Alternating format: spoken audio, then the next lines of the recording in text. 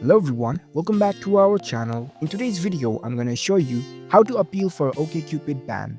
It's a very simple and easy process and I'm going to guide you through how to do it. Let's get started.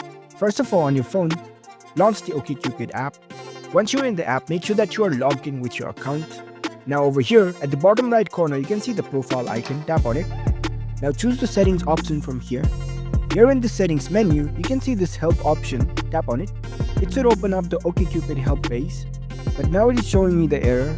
If it doesn't work this way, you can also go to your home browser. Once you're in your browser, tap on the search bar and search for OkCupid help and tap on this first link. You'll see a page like this. So scroll down and here you can see contact us option. Tap on it. Again select this contact us option. Now in this contact us page, you can see this click here link. Tap on it. Here it will prompt you to choose your issue. So tap on this drop down list and here you can see the ban and content removal appeal option. You can select that and now you need to provide your email associated with your account. You can provide the description to appeal the OkCupid ban. Right below that you can provide your phone number. You can select the appeal type, whether it's ban appeal or content removal appeal.